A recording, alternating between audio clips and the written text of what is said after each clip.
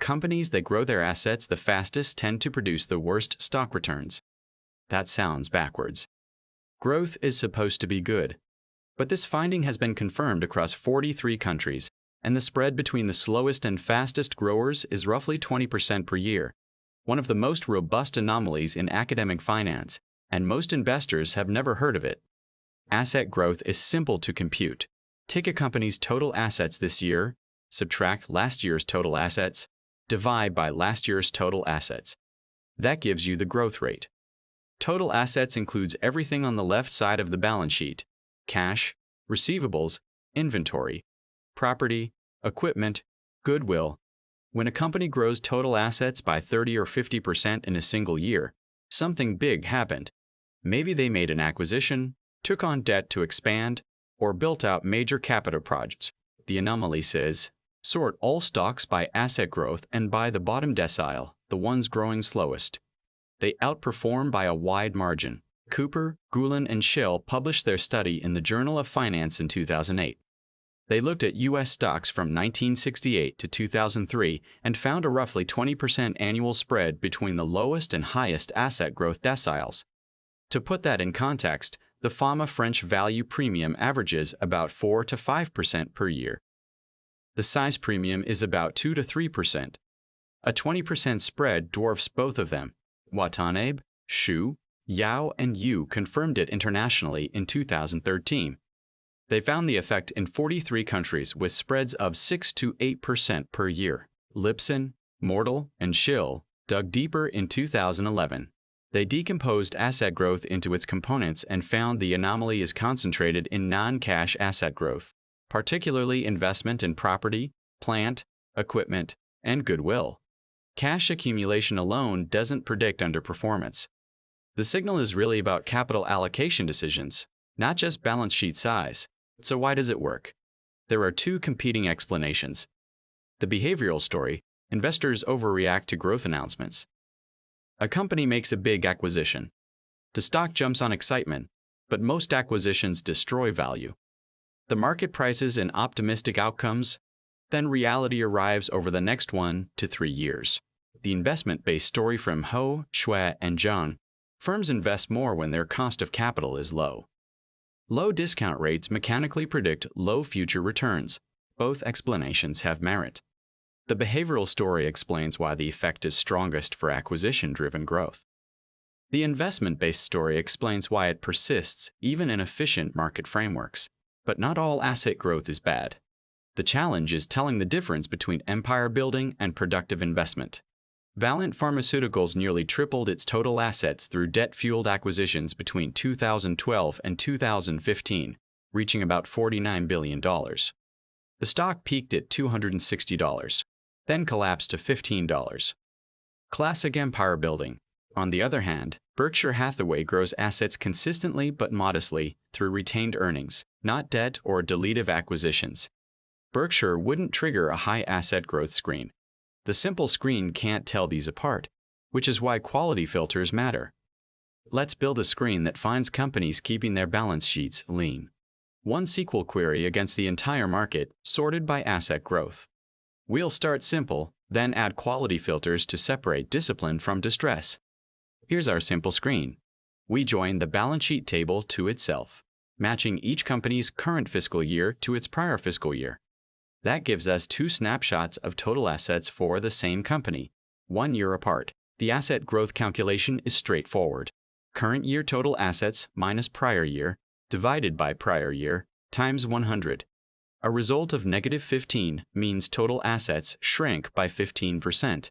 A result of +3 means they grew by 3%.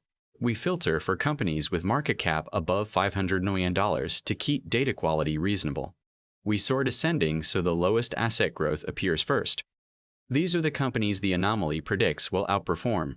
Let me walk through the key pieces. The self-join on balance underscore matches each company's current year to its prior year using a date cast and 1-year offset. The growth calculation is just the percentage change in total assets. We guard against division by 0 with the filter on the prior year.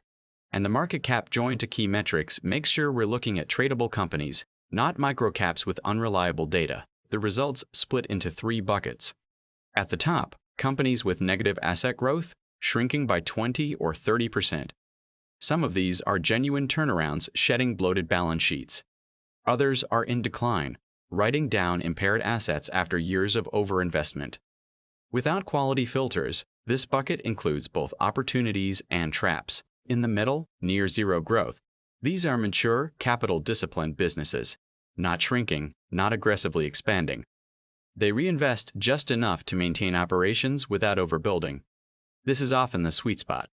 Companies like Procter & Gamble and Johnson & Johnson tend to live here, growing assets at 2 or 3% while returning cash to shareholders. Then, moderate growth, 5 to 10%. Still below the market average. These companies are growing but not aggressively, and they typically pass quality filters more easily. You'll notice the results skew towards certain sectors. Financials, utilities, and industrials tend to have more stable asset bases. Technology shows higher growth from research and development capitalization and acquisitions. This sector concentration is part of the risk profile.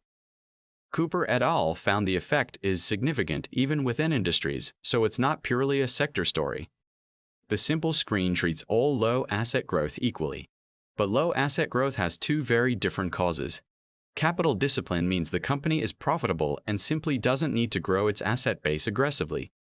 Financial distress means the company is writing down impaired assets or shrinking because its core business is deteriorating. We need to tell them apart. The first filter is a profitability gate.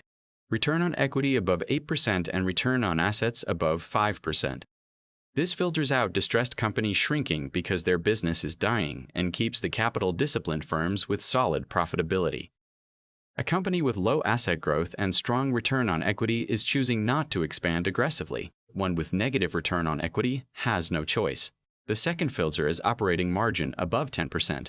This ensures the company earns real profits from operations, not just accounting gains from asset sales or one-time items. It separates genuine value from restructuring casualties. The third filter caps asset growth between negative 20% and positive 10%. The floor excludes extreme shrinkage that signals distress. A company that lost 40% of its assets in 1 year probably isn't demonstrating discipline.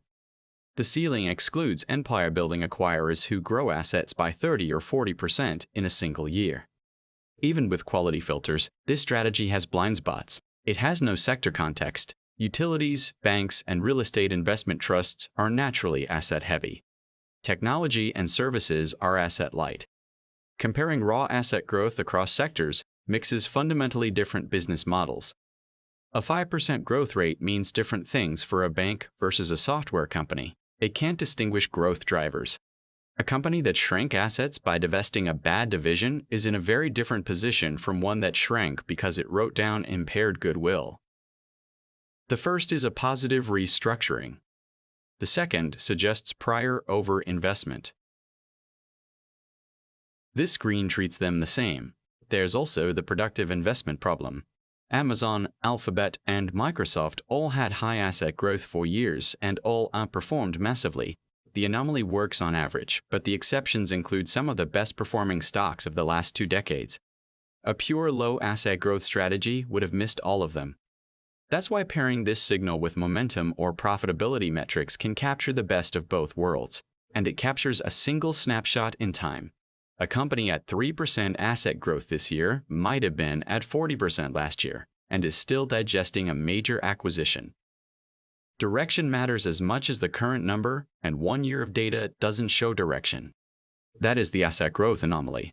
Companies that keep their balance sheets lean tend to outperform, and decades of academic research backs this up. The SQL query is live on cetaresearch.com. You can change the filters, swap exchanges, and run your own version. Link in the description. The full 25-year backtest for this strategy is coming next. We tested it across 16 exchanges. Subscribe so you don't miss it.